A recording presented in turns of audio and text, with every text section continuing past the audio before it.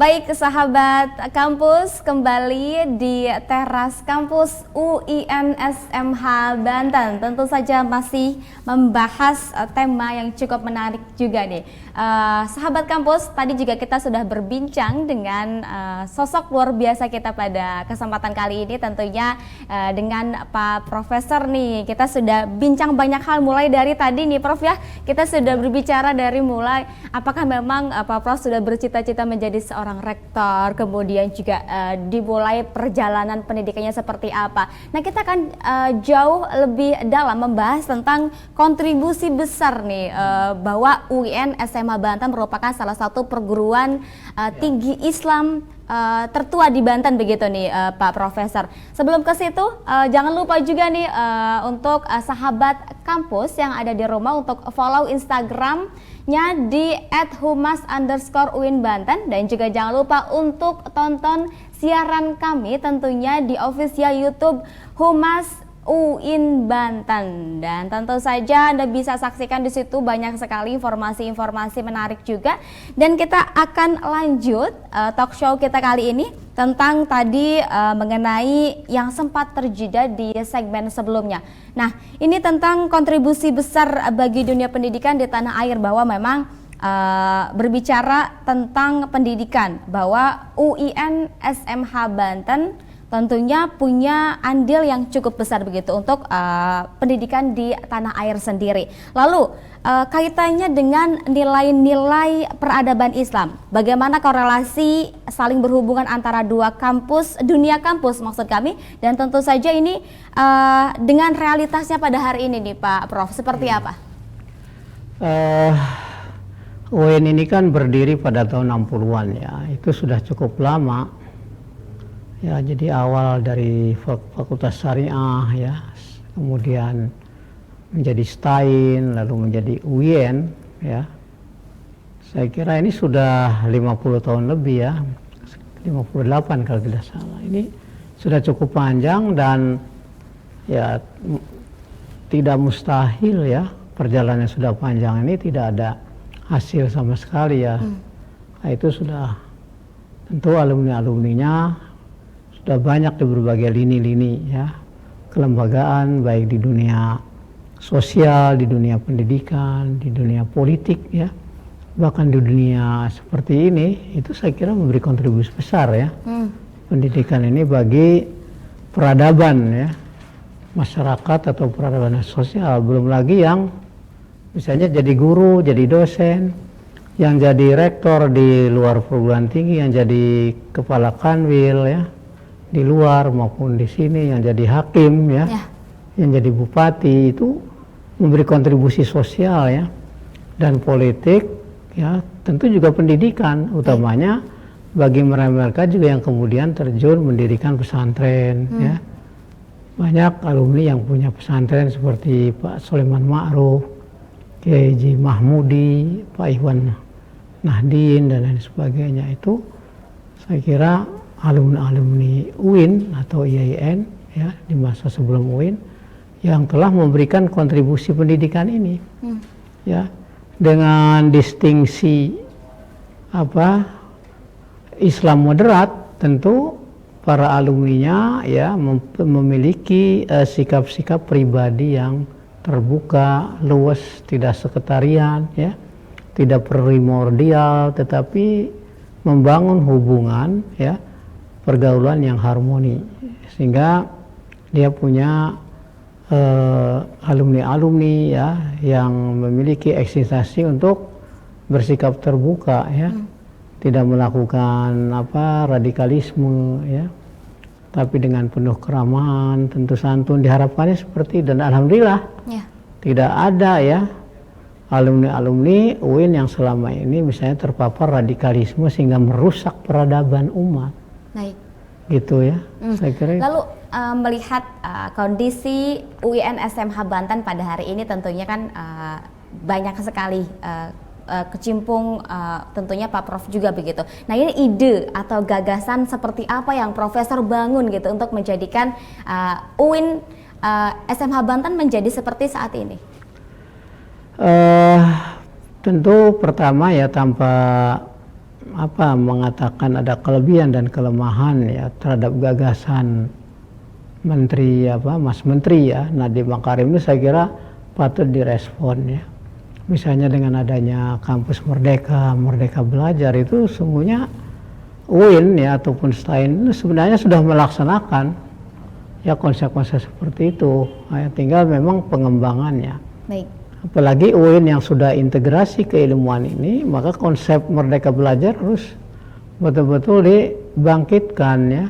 Jadi direalisir, diimplementasikan baik di kalangan internal misalnya antara fakultas ya, misalnya Fakultas Sains dengan Fakultas Syariah. Misalnya fakultas saya berapa SKS belajar ya di Fakultas Sains, sebaliknya Fakultas Sains berapa SKS belajar di Syariah, termasuk juga di pesantren. Baik. Atau juga di program lain ya, misalnya di Untirta ya, atau juga di UPI ya, atau kemudian ya magang di perusahaan-perusahaan. Nah, sehingga ilmu pengetahuan itu tidak menjadi sektarian ya, tidak menjadi sektoral, tapi betul komprehensif ya, baik dari sisi teori, kemudian multidisiplin. Baik. Dan interdisiplin, termasuk juga ya efeknya bagi keterampilan ya, bagi lapangan pekerjaan. Saya kira itu ya harus tuh digagas. Ini sebenarnya sudah ada sebelumnya, hanya Mas Nadiem ini memberikan nuansa-nuansa pengembangan yang harus juga direspon. Oke. Nah, untuk program atau juga kebijakan yang dicanangkan gitu Pak Prof, ide-idenya seperti apa nih sampai menjadikan UIN SMH Banten menjadi UIN hari ini begitu? Pertama ya, kita melihat bahwa kondisi perkembangan itu tidak selamanya status quo ya. Jadi kampus sebagai lembaga pendidikan ya tentu tidak menjadi menara gading, perlu merespon alam baru, arah baru dan pikiran-pikiran baru. Maka dengan berubahnya menjadi UIN itu berarti ya tidak berjalan sektoral, itu yang diharapkan.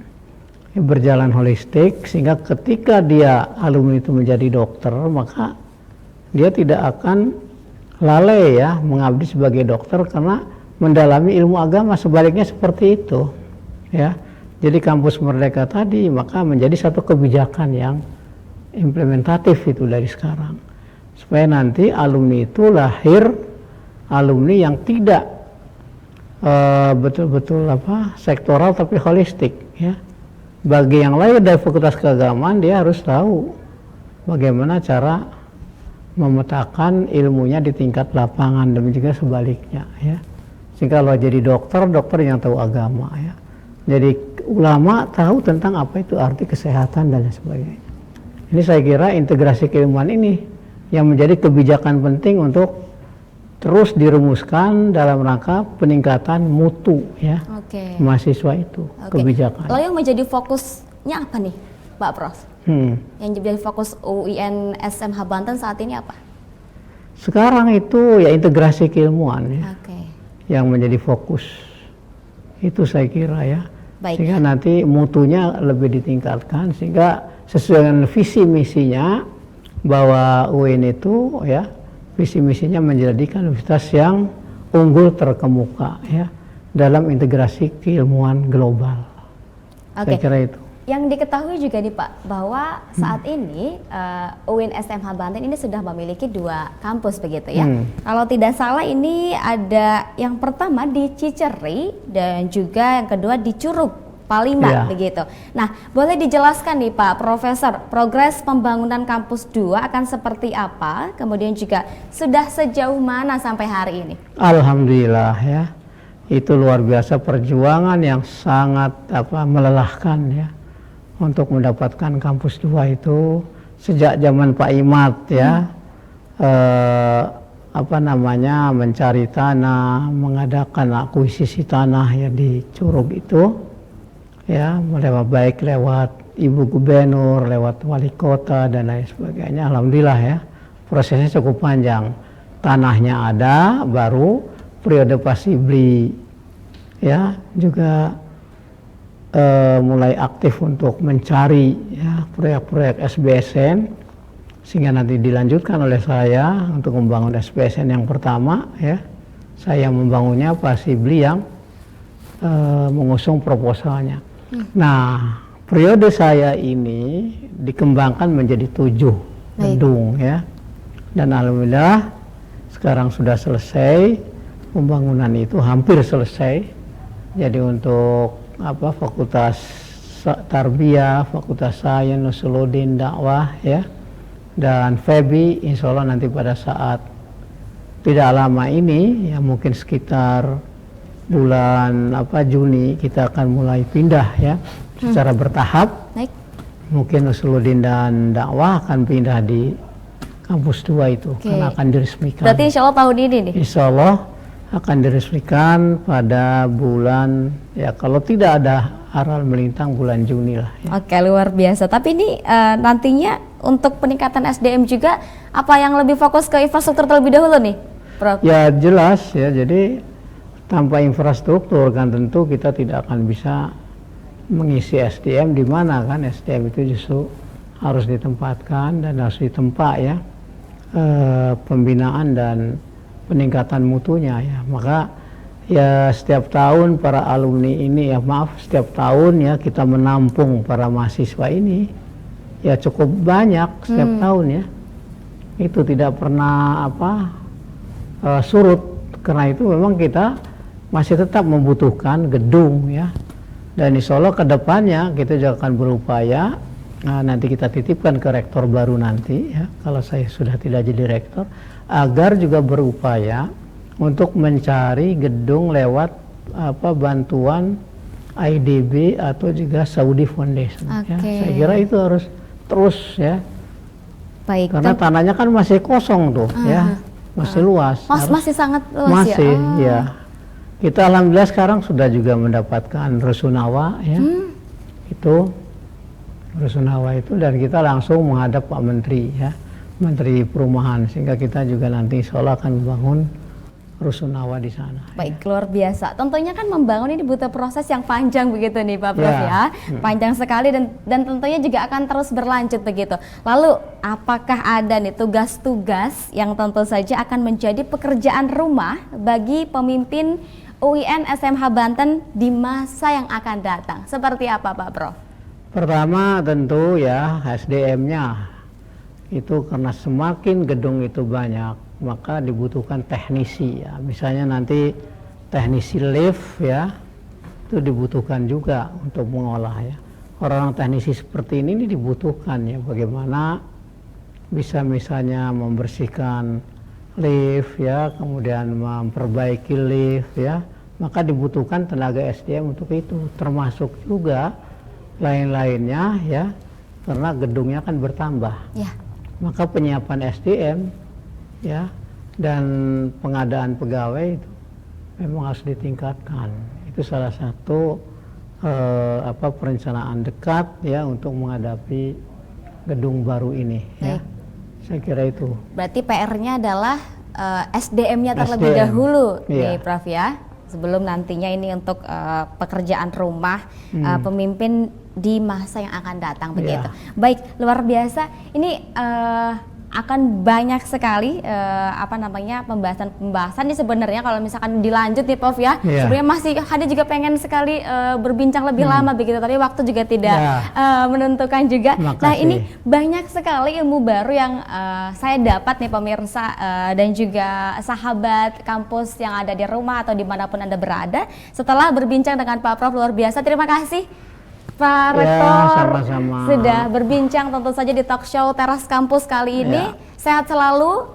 Semoga nanti bisa berbincang kembali nih Prof ya. Lain waktu juga. Dan terima kasih juga untuk sahabat kampus yang sudah saksikan Teras Kampus. Tentu saja setelah ini jangan lupa juga kita akan berbincang kembali dengan tamu yang spesial tentunya, yang akan membahas mengenai bagaimana persiapan pemilihan rektor UIN SMH Banten dan juga akan dibahas tuntas tentu saja. Tetap di teras kampus Universitas Islam Negeri Sultan Maulana Hasanuddin Banten. Ya.